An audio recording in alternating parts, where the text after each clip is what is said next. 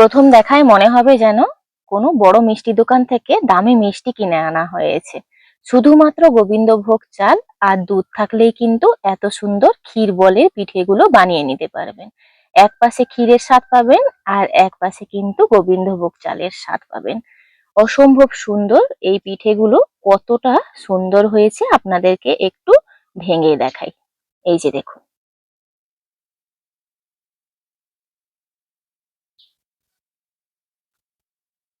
নমস্কার বন্ধুরা, আমার চ্যানেলে আপনাদের সবাইকে স্বাগত। শীতকালীন পিঠে কিন্তু আপনারা বিভিন্ন রকমের বানিয়ে থাকেন, তবে আজকের রেসিপিটি কিন্তু একদমই ভিন্ন স্বাদের, দেখতেও কিন্তু একদমই অন্যরকম। দেখতে যতটা সুন্দর, খেতে কিন্তু তার থেকে অনেক বেশি সুন্দর। চলুন কিভাবে বানাচ্ছি দেখে নেওয়া যাক এই নতুন স্বাদের পিঠেটি। হাতের কাছে থাকা সামান্য উপকরণ দিয়ে কিন্তু এত সুন্দর পিঠেটি বানানো যাবে। এখানে গোবিন্দভোগ চাল ৩-৪ ঘন্টা আগে আমি ভিজিয়ে রেখেছি। খুব ভালোভাবে চালটাকে কিন্তু ভিজতে হবে। এই যে দেখুন, হাতে দিলেই এইভাবে গুঁড়ো গুঁড়ো হয়ে যাবে। এই চালটা মিক্সিতে দিয়ে একটা ফাইন পেস্ট তৈরি করে নেব। খুব সামান্য লবণ দিয়ে দিচ্ছি। এখানে 2 টেবিল স্পুন মতন কোরানো নারকেল নিয়েছি, সেটাও দিয়ে দিলাম। এই চালের মধ্যে দিয়ে আমি পেস্ট করে নেব। অল্প সামান্য দুধ দিয়ে দিচ্ছি। দুধটা দিয়ে কিন্তু চালটাকে পেস্ট করব। এই যে দেখুন, কত সুন্দর একটা ফাইন পেস্ট তৈরি করে নিয়েছি। একটুও দানা যাতে না থাকে ওইভাবে পেস্ট করে নিতে হবে। একটা গামলিতে আমি ঢেলে নিচ্ছি। পুরো চাল বাটাটা কিন্তু আমি নিয়ে নিই।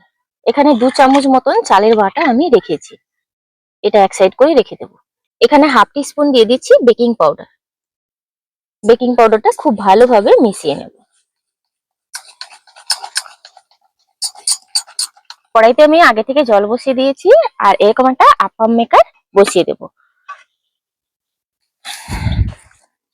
বেকিং পাউডারটা খুব ভালোভাবে মিশিয়ে নিয়েছি। আপনারা চাইলে এতে কিন্তু অল্প একটু চিনি দিতে পারেন, তবে আমি এখানে চিনি দিলাম না। এই যে ছাঁচগুলোতে আমি হাফ করে নিয়ে নেব, পুরো ভর্তি করব না।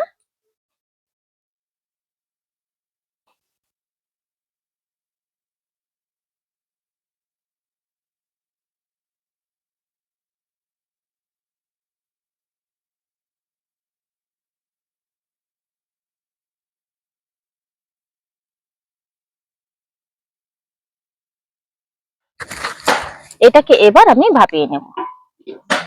10 মিনিট এটাকে ভাপিয়ে নেব। 10 মিনিট ভাপিয়ে নিলে কিন্তু হয়ে যাবে। 10 মিনিট ভাপিয়ে নিয়েছি, পিঠেগুলো কিন্তু হয়ে গেছে। এই পর্যায়ে ঢাকনাটা খুলে এগুলো নাবিয়ে একটু ঠান্ডা করে নেব।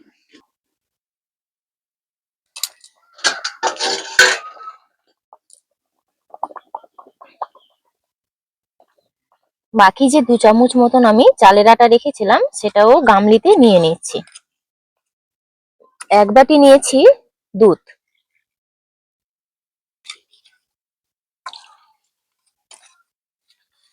এই চালের আটার সঙ্গে দুধটা খুব ভালোভাবে মিশিয়ে নেব। আর যে বাকি দুধটা আছে সেটাও দেব।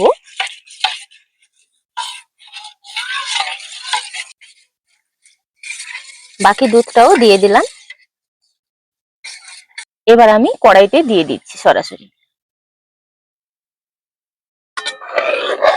অনবরত এটা জাল দিয়ে কিন্তু নাড়াচাড়া করতে থাকবো।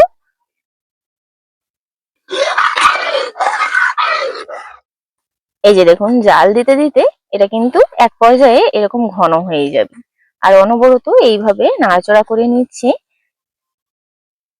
এই পর্যায়ে দিয়ে দেব আমি নলেন গুড়।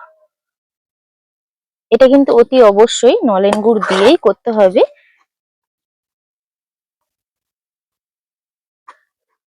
এগুলো কিন্তু তুলতে কোনো রকমের সমস্যা হবে না। এই যে দেখুন, এইভাবে একটা একটা করে তুলে রাখছি। গুড়টা দেওয়ার পরে আরো 5 মিনিট মতো নাড়াচাড়া করে কিন্তু এটাকে ঘন করে নিয়েছি। গুড়টা দেওয়ার পরে কিন্তু অনেকটাই পাতলা হয়ে যাবে। আবারও জাল দিয়ে এরকম ভাবে ঘন করে নিতে হবে। এই পর্যায়ে অসম্ভব সুন্দর একটা ফ্লেভার উঠবে।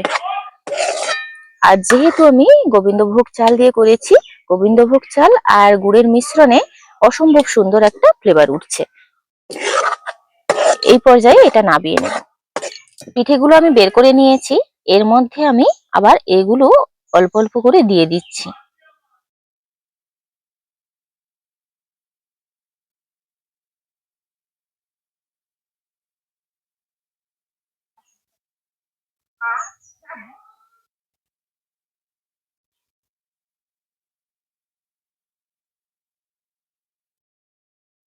এই গরম গরম কিন্তু এই পিঠেগুলো দিয়ে দিতে হবে, দিলে খুব সুন্দরভাবে সেট হয়ে যাবে।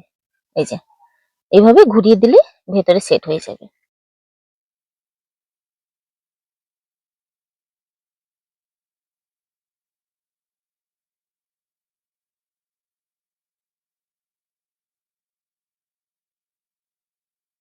এইভাবে 7 থেকে 10 মিনিট ঠান্ডা করে নেব। 5-7 মিনিট বাইরে রেখে দিয়েছি। এগুলো ঠান্ডা হওয়ার সঙ্গে সঙ্গেই কিন্তু এরকম জমাট বেঁধে যাবে। দেখুন দেখতে কতটা সুন্দর, তার থেকে অসম্ভব সুন্দর খেতে। এই যে এক পাশে ক্ষীর আর এক সাইডে এরকম কেকের মতন মানে স্পঞ্জি।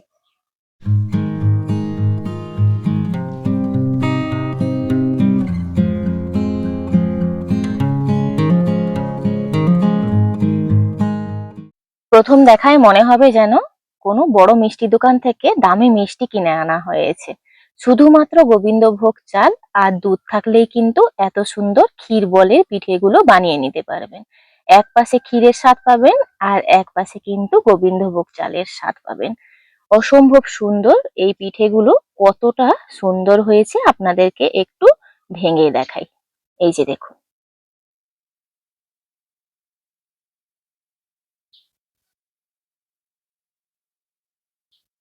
আর এই পিঠের স্বাদ কিন্তু একদমই অকল্পনীয়। একবার অন্তত ট্রাই করে দেখতে পারেন। আজকের ভিডিওটি এখানেই শেষ করছি। দেখা হচ্ছে পরবর্তী একটা নতুন পর্বে। আপনারা সবাই ভালো থাকবেন, সুস্থ থাকবেন, সাবধানে থাকবেন। আর ভিডিওটি ভালো লাগলে লাইক, শেয়ার, কমেন্ট করবেন।